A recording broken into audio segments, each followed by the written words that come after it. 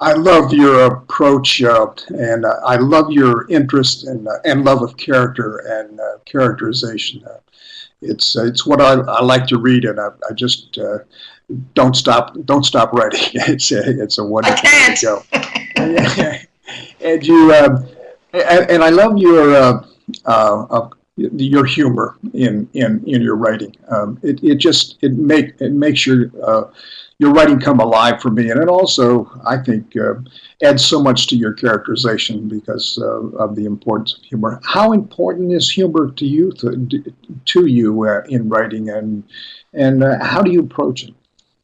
Well, so you and I have discussed this, Bill, and as I have said to you, I teach fiction writing. I love teaching fiction writing, and I think one of the hardest things to teach, in fact, I don't think you can teach humor because humor is quite organic, and it's very personal. The humor in my work comes out of me, I think unconsciously, and as I revise and edit, which is such an important part of the writing. I mean, really, 90% of my writing is going back and rereading what I wrote and working with it. I can pull out humor, by which I mean emphasize it, push it. I can retract humor where I decide that it's inappropriate. But one thing I've noticed lately, and I read I wish I could remember where I read this, but I read some catchy quote that funny is the new deep. And I like that.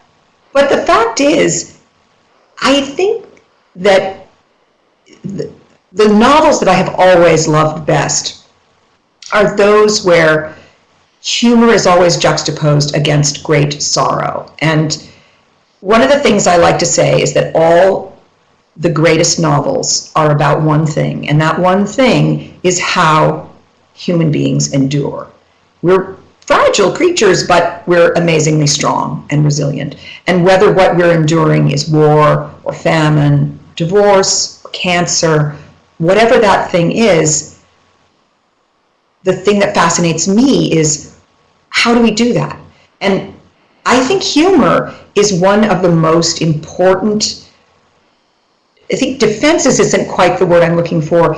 It's a part of how we protect ourselves in times of urgency, of emergency, of family tragedy.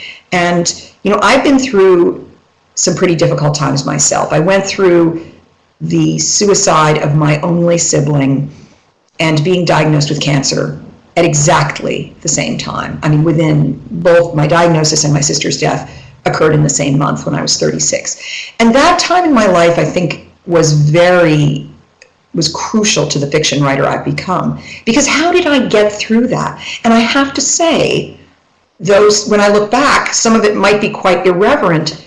I got through it by laughing at the predicament I was in.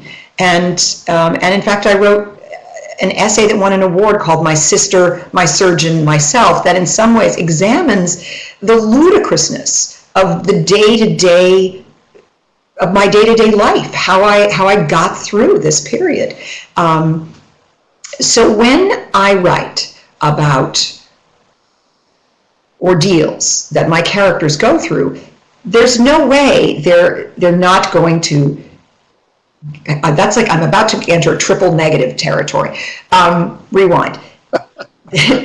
Humor is inevitably one way in which the characters are going to cope with their situations. And so I, the author, or God, have to give them, the humor that they deploy in the midst of their ordeals. And I guess that's the sum of it. So it emerges whether I like it or not. I see. Does that answer your question? Yeah, you did. I took a course with a guy named Steve Kaplan, who does a course on humor mainly for writers of TV comedy, but also movies, and he emphasizes different types of characters that lend themselves to humor, and as you were talking, it seemed to me that it was exactly what he had been teaching us. And what he said was that humor can come out of situations in which an anti-hero, somebody who just doesn't have a lot of skills and a lot of abilities in certain areas, is trying to achieve the impossible. And everybody knows that, except him, that he's not going to be able to do it, but that he never loses hope, and that he's always striving and thinking that he's going to be able to do this. And that allows that sort of ability to be able to deal with his sort of non-perception of his inability, and that humor comes out of it. And one of the movies that he mentions is Groundhog Day, in which a really sort of negative guy is going along, and also is Little Miss Sunshine, which is a story about a little girl who's trying to be a beauty queen, and she's darling, but she's never going to be a beauty queen, kind of thing. And I just thought I'd mention that, because it's a really his teaching is a valuable resource, I think, for literary writers, especially those of us who are interested in character and character development. You know, you write so well, and I wondered what are the advantages of first person for you? When do you choose first person? And I was going to qualify all this, and I'll just leave that open and then get my qualifications in later, Julie. Okay. Well, first of all, I have to say, the kind of character you were describing before you named those movies is summed up in the character of Don Quixote. And so I laugh to think that the type of character that your teacher was describing is actually one of the great character types in all of literature. And in fact, yes, you could also be describing a lot of stand-up comedians. You know, someone pointed out to me, because I have two sons who are of modest stature, perhaps one might say, that often comedians, if you look at them, they're actually rather short. And it's often because the way that they took care of themselves as young boys was by being funny. And I know that my older son is quite a comedian, and he's an actor, and I think about that kind of thing too, vis-a-vis my characters. But you asked about voice, and you know, I started out writing fiction more or less on my own, and I say more or less because I had extraordinary English teachers in high school. In college, I majored in the visual arts. I was a painter through my 20s, and part of the reason that I got a late start publishing is because I really didn't return to writing fiction between high school and about age 29 or 30. And for reasons I can't entirely explain, I did not go back into a structured school program. I didn't enroll in an MFA, didn't take workshops. So the choices that I made were pretty unconscious. They were not tutored. And so in the beginning, when I wrote 3 Junes, my first novel, the choices that I made for voice, and that's a novel that is told in 3 parts with 3 points of view. The first and third parts are in third person, and the central part, the main character's story, is in first person. I made those choices very unconsciously. There was no strategizing. But as time has gone on, I've become smarter and more deliberate about what I do, but I don't think that's entirely a good thing, because I think there's a way in which writers need to be a little bit dumb about the choices they make. But that said, I tell my students that choosing the right voice isn't just a matter of what feels right, because sometimes people fall into habits. Like, you know, when I've written one for an extended period of time in first person and I change points of view, my instinct is to continue in the first person. So I may have to really push myself to change that.